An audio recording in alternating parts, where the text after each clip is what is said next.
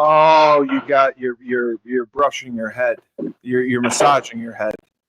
Yep. See, I don't like the hair when you wear the hat because you have the slick back look. It suits you. Anyway, this is the Rebel Republic. You're either with us or you're against us, just so you know. And to my left is the coach himself, Coach Schumann. Welcome. Yeah, thrilled. And to the bottom, he's so happy to be here, Mr. Frank Cristiano. Frank? Thrilled. Frank, I got the first question of the day. You ready? Oh, boy. Please. Okay. Steve Coe is force-feeding Rebel Republic a second day a week. Is that true?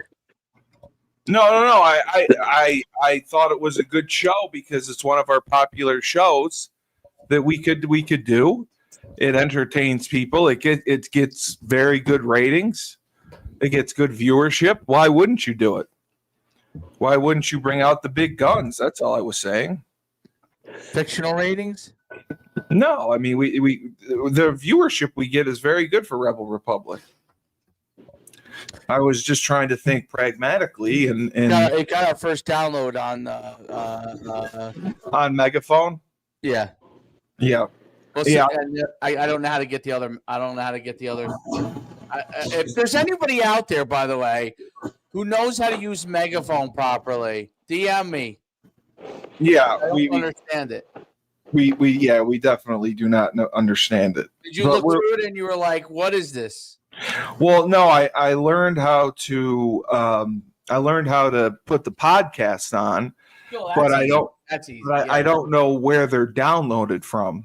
And how do you connect it? Right? How do you connect it to all the pieces? I don't know if they're downloaded straight from Spotify. Well, you think it's in Spotify if you put it? They are in Spotify. Like they are. Yeah, when I put my podcast in, your podcast came over to my Spotify. Oh, did? So that's why I don't know. Like Frank, you got to get yourself one of these. I don't think that has anything to do with anything. What is that? It's like a head massager, and it like that's vibrates. A spider. It looks like a spider. Yeah, and it like vibrates. I'm telling you. It's like you went to one of the places that you're not supposed to go to when you're a young man. And, and they're massaging your head.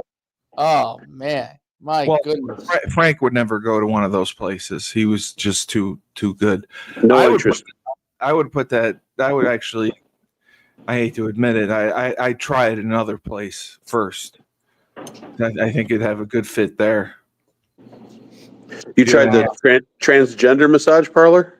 No, it has nothing. Big hands. He likes the big hands. I love the big dick beaters. The big dick beaters are great. There's nothing wrong with that. That's great. Who was massaging? Was the guy's name Bob? No. It was Jason actually. But there you go. It worked out well. I wanted to ask because this was a big debate during the day, the tariffs. Everyone's complaining about the tariffs. And it started with the 51st state, Canada's prime minister. He vowed that he is going to fight Trump every step of the way on these tariffs. And other world leaders have weighed in on the impact of these tariffs. And I'm just not quite understanding what the tariffs exactly mean. Like, why would the 51st state be so concerned about tariffs? Because if they import U.S. goods, they have to pay extra? Is that what it is? Yeah, any American goods that would be brought into Canada, which are tons of goods, would have that tariff or tax put on it that the companies would have to pay. Now, the companies, what I think will happen is a long time, it's going to get worse before it gets better. So you'll see an impact, not initially. The first couple of months, we're going to be okay. Then in that third to fifth month, you're probably going to see maybe some price increases a little bit across the board. But the problem is that most of these companies are probably going to swallow that tariff, or they're going to swallow a portion of it. And so it'll be a small increase passed along to the consumer. But the Canadian Prime Minister has to realize that this kind of a fight back and forth, instead of a negotiation and trying to renegotiate all these tariffs, and where it's fair for both sides, may crush Canada. He has no power. He's a joke. We will stop buying product from Canada, and we're the number one exporter of goods from Canada, or importer of goods from Canada. Excuse me. So now they're going to have to find different trade partners and find them now. And the problem is a lot of their items aren't tradable to other nations. They just don't get used that way.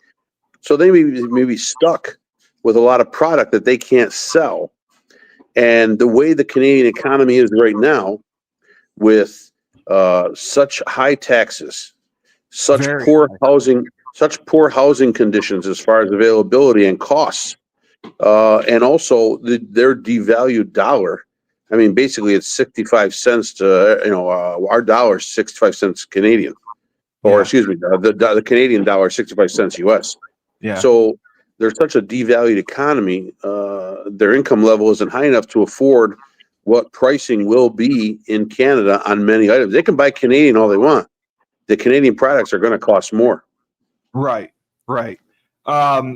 Basically, the Prime Minister said that Trump announced that these measures, and he believes they're going to fundamentally change the international trading system altogether, not just with Canada, but with the entire world.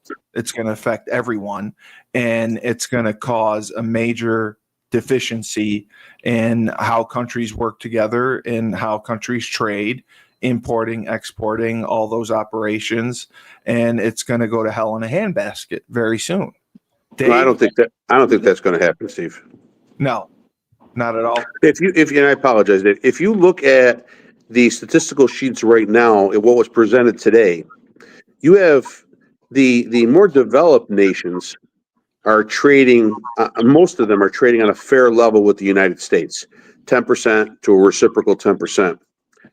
But many nations, especially the third world ones, let's say Cambodia, Vietnam, Laos, they're trading at 75, 85% tariffs across the board at an average, as compared to what the U.S. is tariffing them.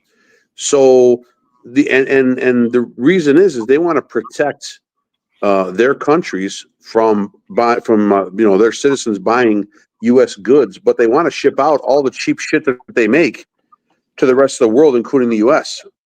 Yeah. So the problem lies there is that there's a very unfair trade balance. It's unbalanced. And now the U.S. is trying to make up with that. And Trump has raised it to a certain point. It's not dollar for dollar, but he's raised it to try to make an economic effect. And it will take an effect. But now I think you're just going to see over time, more countries will come to the negotiating table to try to get more of a fair and balanced treatment. NAFTA destroyed 5 million jobs in this country. When there's a free trade agreement, North America Free Trade Agreement, that destroyed 5 million American jobs in this country. So you have to realize that a lot of deals were not good that went on over the last 20 years for America.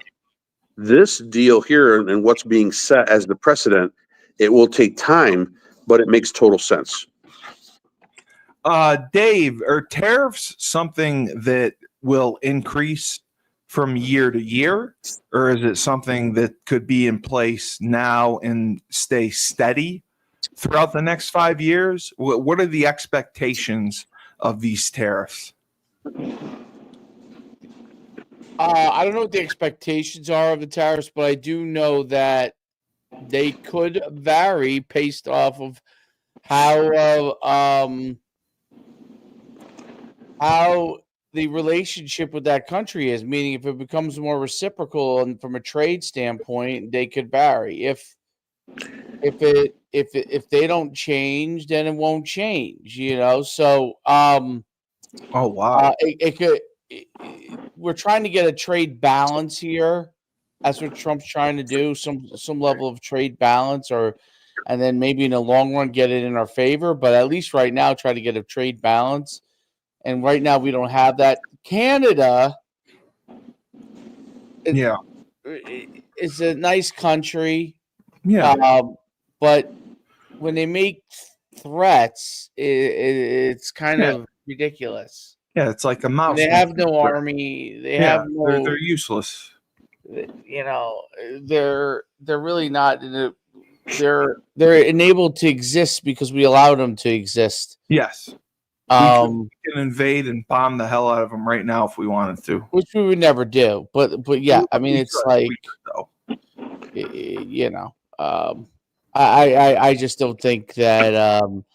Look, the Canadian Prime Minister or whatever they call him has to show strength, right? He's got to show face. I get that. I Yeah. get that. But yeah, I mean, listen, there are things that Canada imports into us. Beer, maple syrup. It's good. Yeah. Maple syrup. I guess there were some cars that were coming into us. Maple syrup. Lumber. A lot of lumber comes from Canada. A lot of lumber. And electricity, energy. Energy comes from Canada.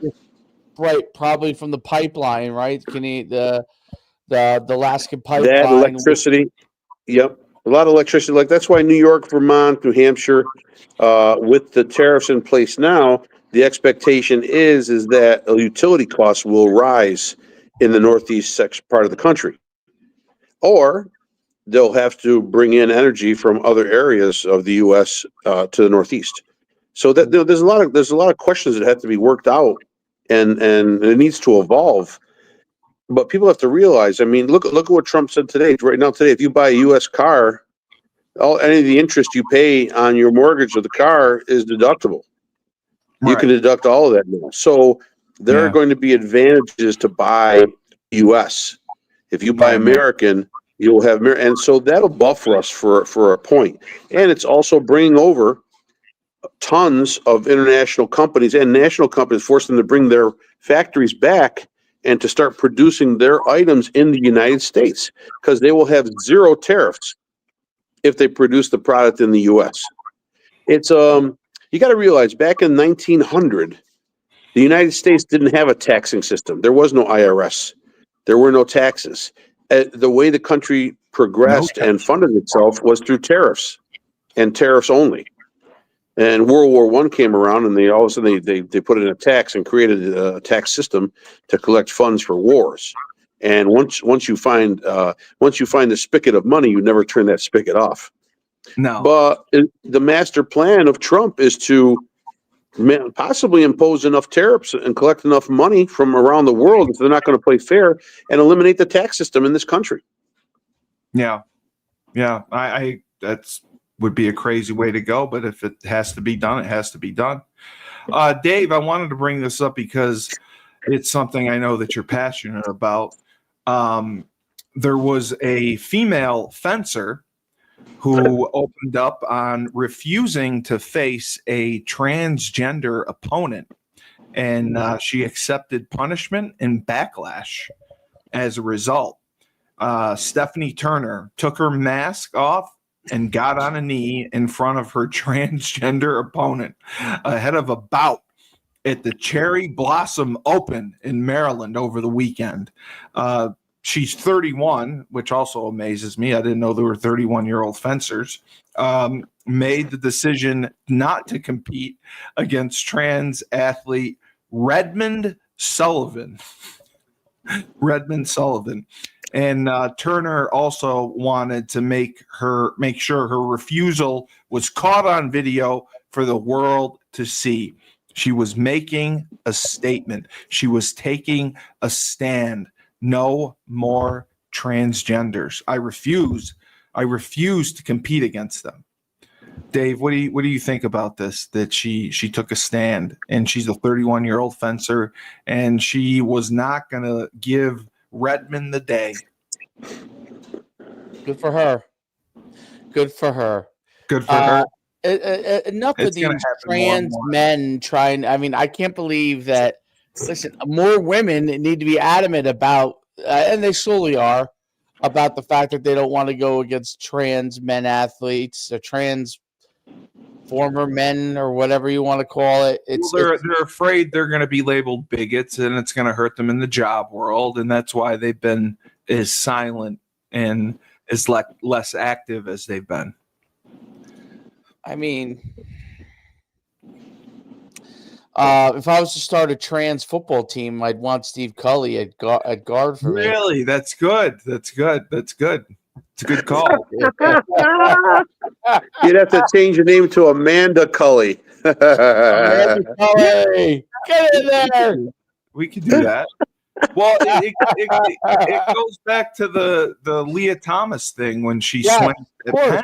Of course. And at right guard, number 69, Amanda Kelly. Yeah, there you go. Opening up holes left and right. You would blow those women right off the ball. I'll clog those holes right up. Clog them right up. You might be able to go two ways against them. What? Both ways. Yeah, it's okay. It's okay. What I find interesting about the story is that she took a knee and trying to tell her women's lives matter, right? Yeah. She took a knee. She was Colin Kaepernick of fencing. She was a Colin Kaepernick of fencing. What's I don't understand. What I don't understand is probably 80% of the country is okay with some sort of a ban or control over allowing biological males, participating in female sport. We're bowing down to a very, very, very small minority of people, and we're making actually a majority of people, which women are 53% of the population, I think. We're making a majority of the people feel less than worthy, or feel out of touch, or feel they're almost like they're not included. That they can't compete. They feel like, again, it's prejudice and not allowing them to compete on a fair playing field. So I don't understand. Like, I see, like the governor of Maine. I didn't know her before this whole outcry, anyways. Right. But I don't understand it. I mean, but I do understand it because I've seen video of her at gay bars and trans parties and all this stuff. So I understand she has an affinity for them and respect for them, and that's fine. But legality and fairness wise, she has to know that it's not on a level playing field. She has to know biologically it's not on a level playing field. I mean, they want a level playing field in the workplace. They want a level playing field in the education field. There should be a level playing field in athletics as well. Yeah, I agree. It was just confusing because Turner went on to say, I knew what I had to do because USA Fencing had not been listening to the women's objections regarding its gender eligibility policy. And she took a knee immediately at that point. Redmond was under the impression that I was going to start fencing. So when I took a knee, I looked at the ref and said, I'm sorry, I cannot do this. I am a woman. This is a man. And this is a woman's tournament. And I will not fence this individual. That was her response. She made her point. Her point. They all complained, though, to USA Fencing. And they got told to take a shit. Like nobody cared. Because all these organizations don't have a backbone. They're worried more about the media backlash than they are about the public backlash. Because, again, most of the public would support that move. But zero of the media, well, maybe 5% of the media would support that. 95% of the media would attack them viciously as far as coverage, as far as content, and as far as terminology and wording towards what they feel is an unfair law, and everyone should be allowed to play no matter what you are. Yeah. Even if I'm a goat, I should be allowed to play. As long as you identify as a female goat. Dave, I also found this interesting, and it was kind of surprising. An ex-Biden aide said the former president was fatigued, befuddled, and disengaged prior to his June debate. No. Book. The former White House Chief of Staff, Ron Klain, revealed that former President Biden was fatigued, befuddled, and disengaged before his debate with Trump in June, according to the new book. They had several meetings with him, and he was startled. He was exhausted. He was completely out of it, and they were in panic mode, and they didn't know how to handle it. They didn't know what to do. What do you think about all that? That the president was just so shaken before the debate. Was he just scared of Trump, or was he just an 80-year-old man? He doesn't even. Well, he's kind of out to lunch at this point, so that may be part of it. I mean, Yeah. I don't know if anyone expects. You're talking about Biden, right? We're talking about here. Mm-hmm. Yeah. I mean, he's out to lunch. I mean, you know what? Maybe he's scared because he doesn't even know what the heck's going on half the time. I'm not even making fun of him. I'm just saying that's the reality of it. Like, he's like, I got a debate. What? And he was scared. He didn't know what to do.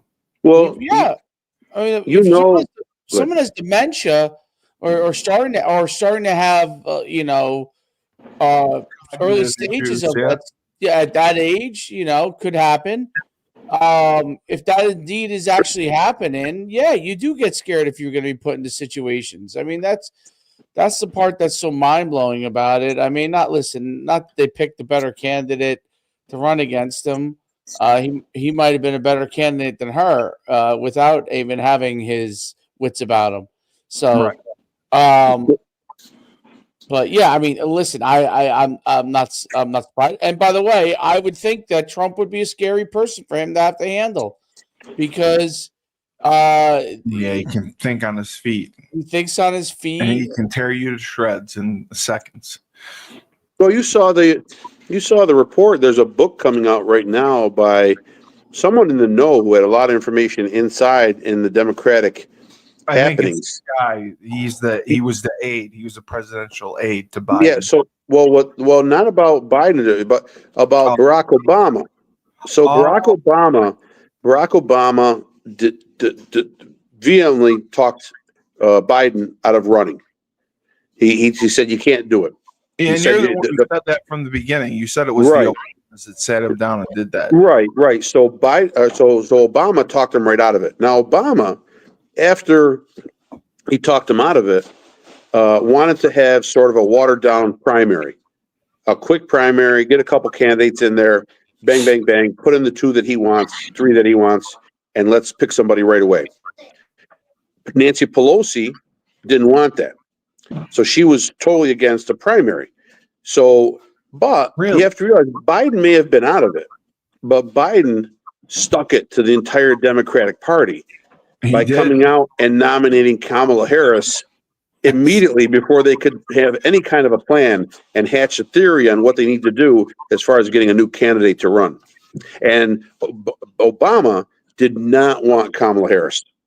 She was not even on his thought list because he knew that she was a bad candidate. Oh my God. That's what's coming out now. What do you think about that? I mean, she was the VP and Obama thought of her as a bad candidate. I mean, that's got to be a little bit surprising. I mean, she's a vice president.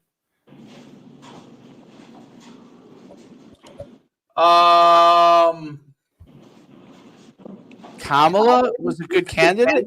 Well, I'm surprised because she was the VP. So I would think that she would be thought of as a good candidate. Just read the comments. Yeah. So the from a standpoint of Kamala, she's a terrible candidate. She was put in place well, she checked the boxes. She checked the box. I don't know what to say. I don't know why we're on this topic. She lost. She's out. She's not going to be. It's more because Obama. It's more because Obama did not want her whatsoever. Yeah. So I think she Obama didn't knows check the she's a boxes. terrible candidate. Obama Correct. knows she's a terrible candidate. Correct. I mean, it's So not, yeah. she didn't check the boxes for him and his supporters. She may have checked the box for Nancy Pelosi and her side, but bottom line, Joe Biden stuck it to everybody and nominated her right away to sort of almost say it's a big F you to Obama. It is. It's a big F you to Obama. Who do You want to stink me? I'm nominating her. Who do you think would have been nominated in that primary if Obama had his choice? Well, the whole thing is the number of candidates they're going to put up were slim. You know that Shapiro out of Pennsylvania most likely would have had the best angle as far as he checked all the boxes except for the really extreme left. He's not extreme left. He plays along with the extreme left, but he's not realistically an extreme left candidate. But the problem with Shapiro is that he is in the midst of all this Palestine grumbling, and they're not going to elect a Jew to be president-elect of the United States. No, not at all. Not at all. But that's just surprising that they Democrats. Yeah. I'm confused by that statement. So what was that? So the Democrats are because yes. So okay, yeah, I see what you're saying. So Yeah. They don't want right. Well, the Democrats do not. The Democrats, the party, meaning the heads of the party. I agree with that. I think they actually made a mistake there. Would have gave them. They probably would have had a better chance. If she had put him as the vice president versus. Well, I don't think it would have made an overall difference. She was such a bad candidate. Yeah. Right. But we were talking about more. If there was a primary, and the Democrats would not allow Shapiro to get to the top because of if there was no Palestine issue right now. Left, correct. Right. Correct. If there was no Palestine issue right now. I think how sad that is. By the way. Right. Think of how sad that it is in America that a political party has gone so far out of whack that somebody who's a minority religion-wise is going to be discriminated against because they are so far left and so anti-Israel and maybe half of them are anti-Semitic. I don't know, but they're definitely anti-Israel, right? So, and that would be a backlash against Shapiro, which is so crazy on the Democrat side. Because if you think about it, like Republicans, like the way that they label Republicans is so far from the truth. Yeah, Nazis. Everybody's a Nazi. I know. There's so much more open to so many different groups of people being a part of the part. It's kind of mind blowing in a sense, because if you're like Frank and my age, when you grew up, like everybody was, and working class people were Democrats. You know what I mean? Like, not that there weren't people that were Republican, but a lot of them were Democrats. So it's mind blowing. And it's mind blowing that they're the party that's become intolerant. It's really They are now the party of the educational and monetary elite. That's basically it. They have money and they're overly educated. They think they're much smarter than everyone else. And they know that with their elitist knowledge that they can never be wrong. And they know that if you don't follow them, then you're a Nazi, no matter what you do, or a Messiah. Listen, they had the proxy vote, and the proxy vote failed in the House. And so the ones that voted against it are misogynists. They have to be because, a pregnant woman needs that has a baby. They need that time off. They got to be a misogynist if they're not voting for the proxy. They pull out all these. I didn't even know. I'll be honest with you. I didn't even know what a misogynist was until Trump ran for president. I didn't know what the word meant. I must be stupid. I don't know what the word meant. Never knew it. I always know what it was. Yeah, see, they're smarter than I am. That's right. I'm just a dumb Nazi. But my thing is that you know what the Democrats, the far left, every time I see someone rambling off on the far left on a TV interview or something like that, I just constantly think of that Jim Carrey movie Liar Liar. And I think of the movie Liar Liar, and here's the scene. He's in the restroom he took a break from the case. He asked for a recess, and he's in the restroom, and he knows his only way out is to beat the shit out of himself. So he's beating the shit out of himself in the bathroom, and the guy walks in. The guy goes, "Hey, what are you doing?" And he turns to the guy. He's like, "I'm kicking my ass." That to me is every liberal I hear talking. It is. They're just beating themselves up senseless with nonsense. It's nonsense. I'm flabbergasted that they don't understand in women's sports a biological male's body, even if he believes he's the tooth fairy, a biological male's body has a huge advantage. You could pump yourself with as much female hormone, estrogen, as you want. The bone structure and muscle density is still going to put you at an advantage. It is. Why not slap? All right. So in a men's 100-yard dash, 100-meter dash on the Olympics, let's strap jet rockets to one of the runners' shoes and let them run faster than everybody else. It's an advantage.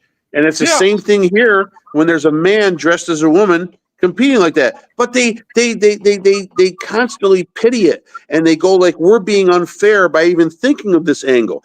That's what blows my mind. I don't understand it, and I'm not being inclusive. We're not being inclusive. Yeah, but that's great. But the club doesn't include a different gender competing. No, there's their own clubs. We've got a male club and we've got a female club. That's just how it's meant. Yeah. That's all it's supposed to be. Dave, I wanted to ask you because I had a chance tonight for the first time. I watched the 3 different news channels, NBC, ABC, Fox, a little bit of MSNBC. And I was kind of blown away, and I know this has been going on for years, at how vastly different all of them are at the way they interpret or present the news. And it's not really independent.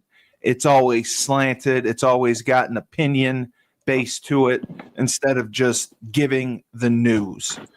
Why has it always been like that? And will it ever change where you can just turn on NBC, ABC, or Fox and just get the news? And not all, opinions. Well, you mean the reporting side of it, right? Yes. I just think it's easier to get to get opinion people than it is to get people to do real news. I think it's easier to get someone to spout off their opinion, whatever that is, than it is to get news. And it's easier to get more viewers on your opinion than it is to get viewers on facts. And so whether you're on Fox, the conservative side, or the Democrat side, people want to hear opinions. They do not like the reporting as much as they used to. Now, really? Investigative reporting is different. Yes. So investigative reporting, meaning criminal activity, undermining the government, those kind of things. Yes, I think people are still interested in seeing that. But on your basic news, that's not. It's not as. And Frank, correct me if you think I'm wrong, but I think that's part of it. I think part of it is people want to watch opinions.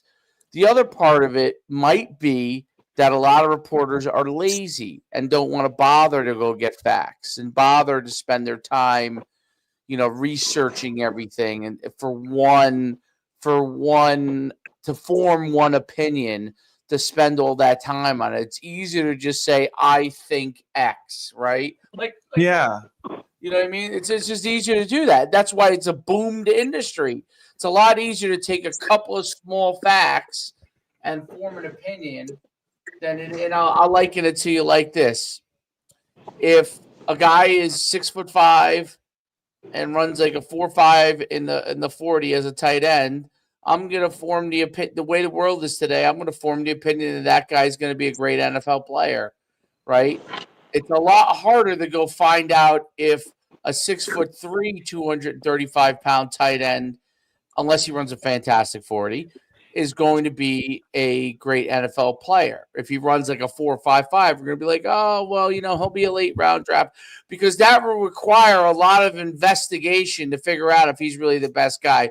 It's easier to take these far extreme things and be able to form opinions on somebody the same way you would about an athlete who has, tremendous athletic attributes.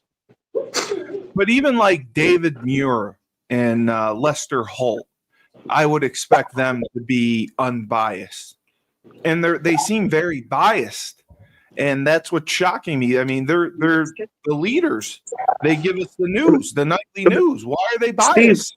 Steve, it's not bias. I mean, yes, it's biased, but that's a whole writing group. I mean, it's not David Muir categorizing the stories and what they need. I'm sure he has input. But bottom line, there's a whole writing team, there's a whole development team, a whole research team, and all those people there all have a bias. They all they just did Congress just interviewed did a session with NPR and PBS. Okay, you know NPR and PBS, right? I do. National yes. Public Radio, public broadcasting station, right? Sure. So in the NPR, and they're talking about bias, how when the Hunter Biden story came out about the laptop, they did zero coverage on that. They refused to cover it. When Trump had an article out or something, they covered it like 250 times. So there's a huge bias. NPR's office of all their writers and all their commentators and speakers, they had 85 of them, I think, or 75 or 85. All of them are registered Democrats. All of them were leftists. So when you don't have a voice in the newsroom before the news comes out on television or radio, then you're never going to get fair sides out. You're never going to get even a 10% of a conservative look, as opposed to all the liberal looks, Democratic looks that you're going to get in the news. I opened up the local paper today. They don't even print here anymore. They just copy a bunch of USA Today articles, and it really just looked like an MSNBC, newspaper. Yeah. So I think and for me, for the media, the way I think they operate is, it's Pavlov's dog theory. You're going to ring the dinner bell for liberal anti-Trump stuff, and you know what dogs are coming and turning their heads and looking. You're going to ring the media bell for conservative thought and anti-immigration or anti-drug or police support. You know that who you're getting to look at, who's going to watch it. I think there's a fine line. There's that 20% of the country that's, they're fair-minded. They want to get all the new information from all sides, but maybe they have one or two things in their heart that they have a lot of allegiance to. So, if they're pro-choice, they're going to slide to the right side. If they're pro-abortion, they're going to slide to the left, and that may be the only topic that sways them. So there's a very minute amount of people in this country watching media or using media that can be swayed one way or another. If not, everybody's on the side. I can't tell you how much I see online of people who just have to say that Trump is worse than AIDS. Yes. You know what I'm saying? I mean, he has done, whether you don't believe in a lot of the policies, he's done some good things for this country. He's done good things for certain individuals in this country, right?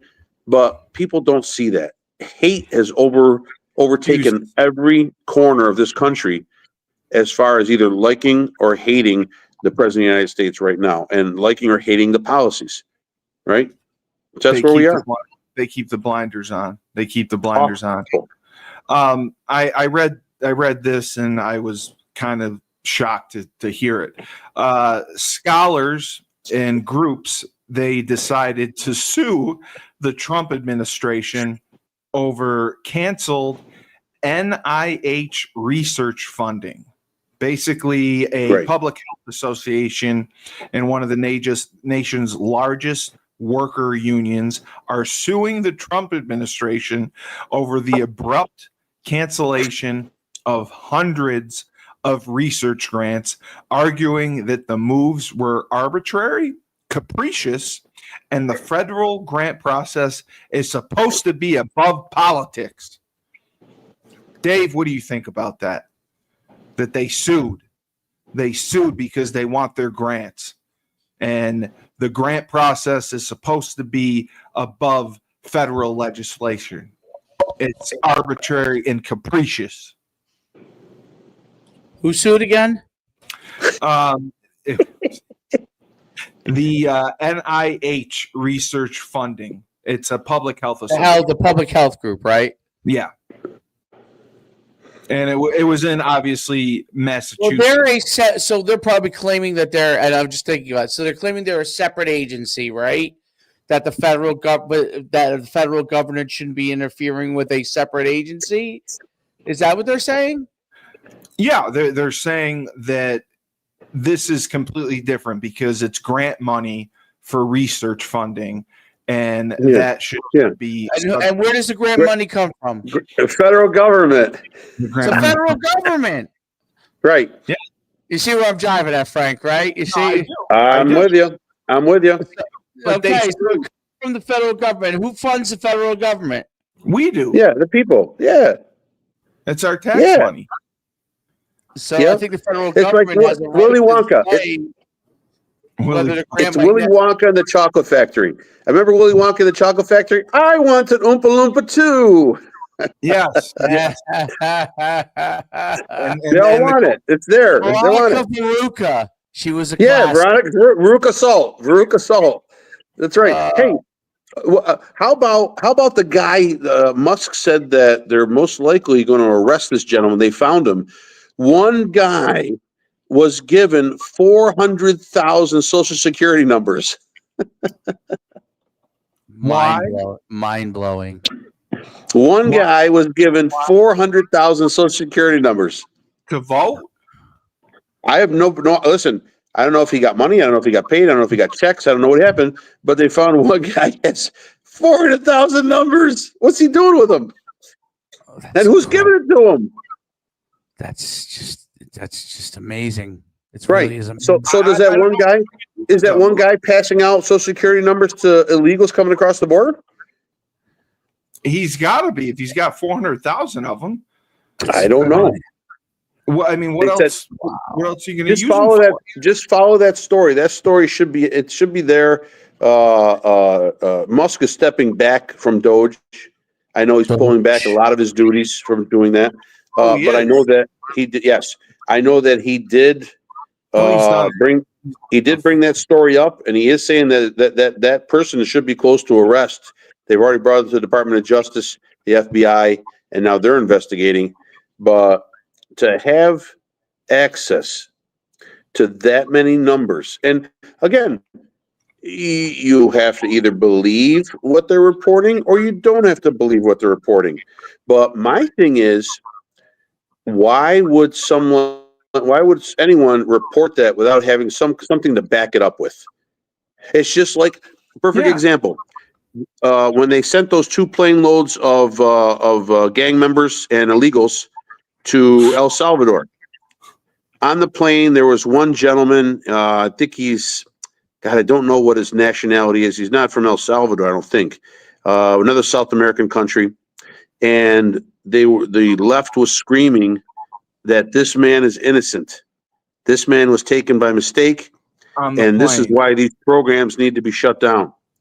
So the government said, no, we investigated. This guy is part of Transgender. He's a violent criminal, and he's illegal.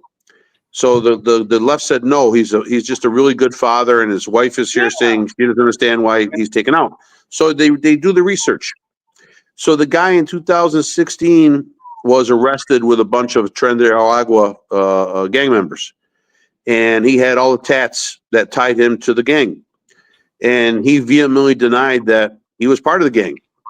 So the judge gave him a period of time, a grace period, to report and prove that you're not part of the gang. And he never He showed. never did that. He Yeah. never did that. And in the meantime, he has a criminal record. And reportedly he's into some kind of trafficking with Transgender, and he's an illegal. So we shipped him out. Right. He was And in the right. the left is propping up this gentleman as a great father and a great person, and this is why we can't let Trump do these things. It's a huge mistake. That's Wow. media. That's media. Yeah, that's what I'm saying. The media puts a slant on it, and the slant is very little. I mean, very few times is it pro-Trump. I mean, on Fox, you'll get pro-Trump, but everywhere else, it's just so ridiculously biased and slanted that it doesn't even seem like news. It just seems like it's all opinion pieces. And that's what was so frustrating, is that you just can't get news. It's all opinion. It's all thought. Listen, they take him like they take their parents. He is like the parent that kept telling you no, stop, Yes. don't do it, go to Yes. bed, don't touch Yes. that. He's the parent that all the adults have PTSD now when they were a child because their parents yelled at them and controlled them and they were so mean to them.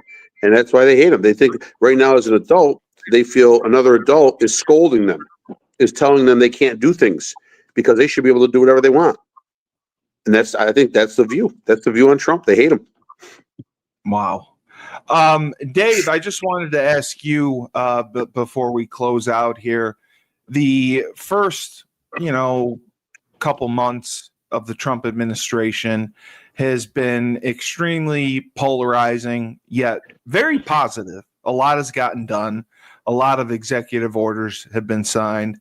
Doge has found, there's circumcisions in Ethiopia going on that we spent $4 trillion to do.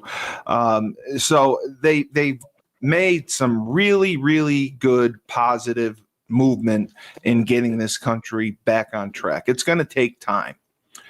What would you say for the next 2 months you would like to see happen to get this country to keep on that track, to keep on that path, to keep on the way to being the best country in the world?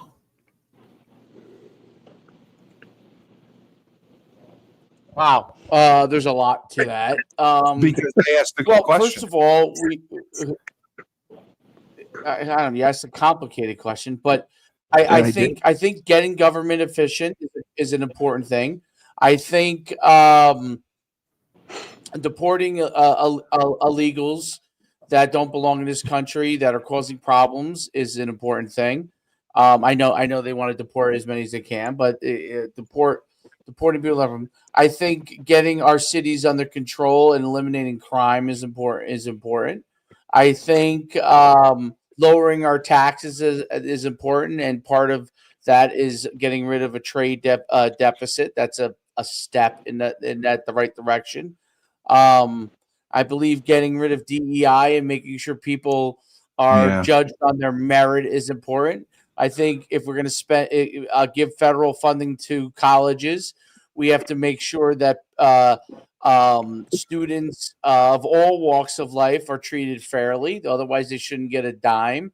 I think that our government officials should be held accountable if they're getting the ability to trade stocks that we can't trade and money that is information, let's put it like that can make me financially wealthy. If they're going to get those trades, then everybody else should get them too. And I think that we should have a situation where government has to continue to have more and more transparency. I think those things are really important. I think trans athletes should compete against other trans. They should not be competing against females. There's no such thing as a trans female competing against a male. Have you heard one case of that? No. It's trans males competing against females. There are obvious reasons, because there's an advantage if you're a trans male competing. Well, they want to win. They haven't won anything, so they get a chance to win. Oh yeah, right. You run a 5-minute mile in high school as a male, you suck. But you go run as a female, and you're gonna win. You're gonna win your league title. I mean, it's just ridiculous. I should have been a power lifter, a trans male power lifter. I'd be the world champion. There's still time. Yeah, there's still time. Ekaterina Schumer. Yes. I think that people should feel safe in the fact that in all their homes, no matter where they live, that they don't have to worry about criminals coming in and stop wherever they are, just coming in and causing mayhem. I think people should be able to go to the mall and not have to worry about teenagers running around robbing things. I think that those people should be arrested. I think they should be put in jail, and I think that we should keep it closed until we figure out what we need to do with that situation. There's a lot of things. That's just the tip of the iceberg.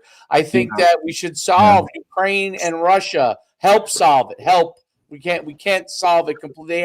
They have to want to solve it, but we should try to help bridge that gap. I think with the Israeli-Hamas conflict, I don't know. Those are much more tricky things. Ukraine and Russia is trickier.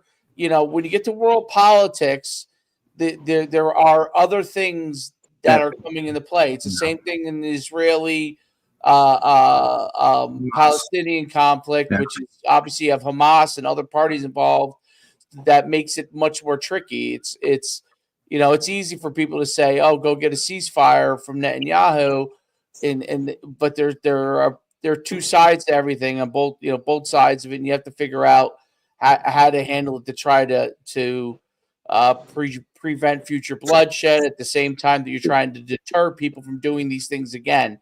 Ukraine and Russia have similar, different national issues, but similar thing. You don't want Putin to just feel like he can do whatever he wants, but you've got to figure out a solution there. So these are things that have to happen. The world is in a situation where America was not the leader for the last 4 years, okay? Trump is very quickly trying to lead and get us back to a position where we are, again, the leaders of the world.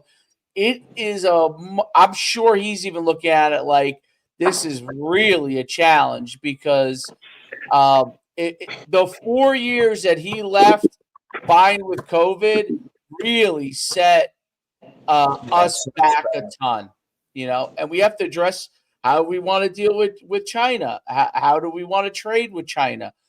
Listen, I know they're a communist government. I know that there probably are quote unquote rivals, but there are things trade wise that we're going to have to figure out. Maybe we have to tariff it. That might be what it is. But there are things that people want in America that's coming from them. Most of it being cheap products that are useful to Americans. We're going to have a hard time competing on that. And what I mean by cheap products, they don't last forever, but they're good enough for a certain amount of time. And a lot of the Chinese products are that way. They're good enough. Are they going to be the durability of America? No, but they're going to be good enough for a certain time period. We have to figure out what the stuff that we want to deal with from that standpoint practically, because it's not practical to say that we're not going to bring over products from China anymore. Tariffing it may be the case, but we have to figure that out. Eventually, we're going to have to figure out the Taiwan situation. Eventually, because that's going to come to a head at some point. Eventually, we're going to have to figure out and be ready to address how do we want Muslim Americans and Muslims integrated into America, because we cannot have two countries. We cannot have people just go and prayer in the middle of the street as a part of a statement to show Muslim power, okay, in the middle of America. We have to figure out how we want to do it. It doesn't mean that most people aren't really good people but I'm sure they are. But there is a sect that is obviously antagonistic towards America. We have to figure out how we want to address that. These are real issues. It's a lot of issues. Trump's tackling a lot of these issues, and it is very, very, very, very hard. We have in 4 years gone back 25. Wow. That's my statement. 25. Dave, you have a shit ton on your plate right there. I have just one issue that will make Americans feel better, that will solve a lot of the headaches in the country, and that will give us a prosperous view for the next 3.5 years, and that's inflation. If if Agreed. if Right. if inflation can come down, if it costs less for gas, it costs less for food, we can find cheaper housing. We be able to pay our bills. We feel a little saner. We could take an extra trip. There's some money in the pocket. That's what this country needs. If that happens, I think you'll see a total transformation of people and how they look at this administration. I'm saying it right now. If there is and I don't know if that's going to happen right away because of tariffs. That's going to be a rocky road. They're going to reevaluate U8 gold, and that could help, right? If they revalue gold, that's a big help as well. But all I'm saying is, I think that is the one. I always look at it as far as dollars and cents. I'm not a social guy where social issues are big. Religious issues, I'm not a religious guy. Although when you bring up the Muslims, Dave, I think you're in the totally correct path, because I have watched over the last 2 years online Europe get overrun. So right now you're looking at segments in France, England, Germany, Spain being overrun by an antagonistic and hostile Muslim nation. So they have gathered, and they are in force, and they actually create. Sweden, Denmark. You're looking at places where you can't walk the streets at night in certain areas. It's dangerous if you are not a Muslim. So, and I think that is the new world order. That's the world order that Islam is, I think, set along their lifetime of existence as a religion. Is that their view is it should be a Muslim world. Sharia law should dominate the entire planet. And I think that's going to be the great social and world struggle in the next 20 years. But I think right now in this administrative term, the biggest thing that could happen and help Trump and the rest of the people in his cabinet and Americans is lowering of inflation. We have to keep things as cheap as possible to survive, because if you looked at it, and I'm sure you have, and Dave, I'm sure you have, everything costs way too much. It's hard to survive. We may be lucky in our lives, but most people are not in that situation. When 65 or 70% of the country does not have $1,000 in a savings account in case of emergency, we know that the country is in trouble. We know that the country is in a mortgage bubble. It's coming again. That's going to cause trouble. So there are a lot of things on the horizon that scare me. Don't scare me, but I know that are going to be obstacles.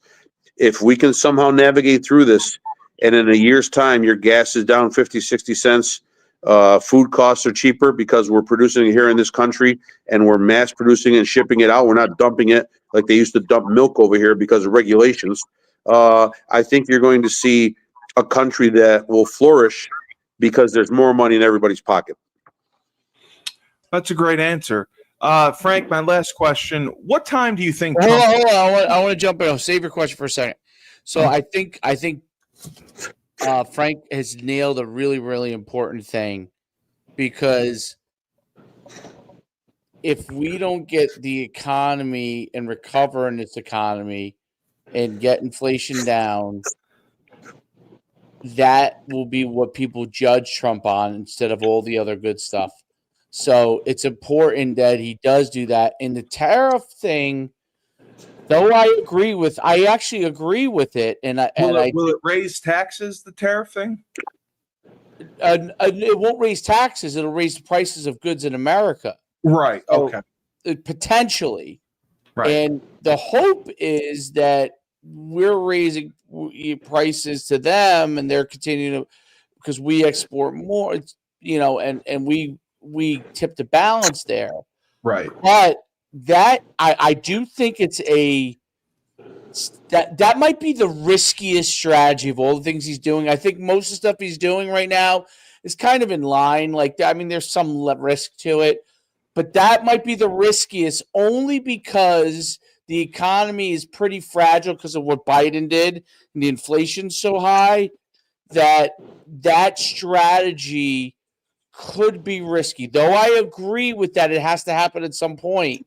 My question is now when that should happen, and I don't know the answer. I'm just asking it from a standpoint of it's a hypothetical. We already have dealt with a lot of inflation, a tremendous amount of inflation in housing, food, a lot of things, right? Yep. And does this take you into a place where you could jobs are being lost already in the government? Okay, doesn't matter that I agree. I agree with the cost cutting measures.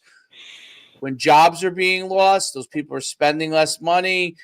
That there is an effect. There'll probably be some level of effect in the private economy because of that. Okay, these all things can cascade. So I'm sure he has a lot smarter people than me trying to figure this out. But that is one concern. Maybe only my only concern with the tariffs is the timing right on this, and do we get our economy on track and then work to implement these things or negotiate these things over time? That's my only question on it. It's timing more than anything else, because we don't. Dave, usually we won't feel this until June. Correct. Right now, usually companies go 30 to 60 days out in inventory. So they're going to have inventory that they've already purchased, and a lot of them have pre-purchased because they knew tariffs were coming. So they're going to have inventory at a certain price right now. So we're not going to see any prices fluctuate crazily for the next 2 months. But once those 30 to 60-day inventories run dry, then that's when you're going to see companies have to make a hard decision. Do we swallow this tariff and keep the price the same and love America and take a less profit? As a company, that's hard. That's not good policy. You've got to pass along to the customer to be able to keep the same profit level or even make more. So I think that's the big dilemma. Now, with that said, there's a 2-month window where this administration can start to negotiate with country by country and talk about how we want to trade. We don't want to do it the way it's going now because we're upside down. We want to at least get to where it's close to being even, right? So we can make up a deficit and get more money in our coffers, because unfortunately we've been raped over the last 20, 30, 40 years. With no loop. Yeah, right. So what I'm trying to figure, there's a 60-day window until we may see those buffering prices, going higher. All right. Well, another banner episode of the Rebel Republic. You're either with us or you're against us. Didn't you have another question, or you're good? Yeah, I just asked, what time do you think Trump gets up in the morning? Oh, I bet you he's 6 o'clock, 6:15. Yeah, I would agree. Yeah, and I mean he's tweeting at 2 a.m. So the guy's a vampire, man. He's a machine. He's a machine. He's up, and I think I bet you he's got a double. He's got to have a double. Somebody that comes out that meets. It looks just like him. Meets and greets, talks. Yeah, because the guy. Think about just alone. Compare him and Joe Biden for a second. Oh. Joe Biden, you didn't see during the campaign race, in the first campaign race in 2020, he was in the basement. Joe Biden, when he was elected president, the only time you saw him was he was either licking an ice cream cone or falling off a bicycle or falling down the stairs of Air Force One. So bottom line, you saw what could have been possibly, besides Gerald Ford, the most bumbling representative that this country has ever had as a figurehead. And now when you see, you could just tell with servicemen, police, fire, military, hospitals, when the president shows up now, there's a respect level. There are smiles. There are thank yous. There are thank you for believing in us. You had a president in office who didn't believe in the people that make this country function. They believed more in the people that actually make us look fucked up. And that's the whole issue that I had with the last 4 years. We just, like you said, Dave, we looked horrible across every segment of our society. We looked shitty, and the world knew that, and they looked at it and they laughed at us and they took advantage of us. They took advantage in a lot of things. And right now is the time. That's why he's saying, make it great again. Liberation Day, one big beautiful bill. He's coming up with slogans that actually mean something to people. Now, to the ones that have been brainwashed and who will hate, who are the loving and compassionate group but hate everyone, they will always be in a fire pit of hell, believing that the liberals are the ones that are going to guide us into the future. Well, right? There's the smarter ones, of course. The smarter ones. They're way smarter than us. It's unbelievable how smart they are. They are so smart that they can't find a job. They are so smart that they have a diploma that is worthless. They are so smart that they can't argue on social in media forums because they get shot right down when we. Right, but what I'm saying, they are a segment of society that literally has a mental health problem. It's too much. It's too much. That middle of the line Democrat is becoming scarcer and scarcer to find, and that's what's. You know what? I hope they all freaking take the A train and leave, because their thought process ruins what makes this country great. Because they take the word democracy and freedom, they take those two words and they abuse them. There are rules to democracy, and there are rules to freedom. Freedom just doesn't show up on your doorstep. Freedom is fought for and honored every day in this country, okay? And they abuse that. They expect to walk into the room and that they're automatically going to be given everything and given the same amount of respect. Respect is gained. It is not deserved automatically. Respect is gained. If you haven't gained anyone's respect, your words mean nothing. And that's the problem with the left. If they would meet us in the middle, and there's going to be a lot more accomplished. You still believe in Snow White and the seven dorks, then you're going to be on your own. That's it. Yeah. Great point. All right. Well, another banner, Rebel Republic. Great job. You're either with us or you're against us. Come with us. Yeah. For the man himself, Coach Schumann. You were much more lively tonight. You gave some good answers. You stayed awake. It was much better. Great job. We're going to have to send you to baseball before the shows. I think that's what we got to do. That's the solution. That'll keep you on point. And then, as always, Frank Cristiano on the bottom, the voice of reason himself.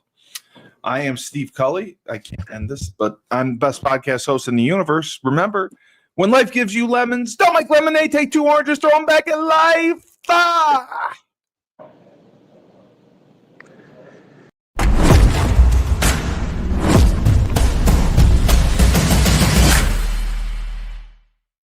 Oh, I love it. I love it.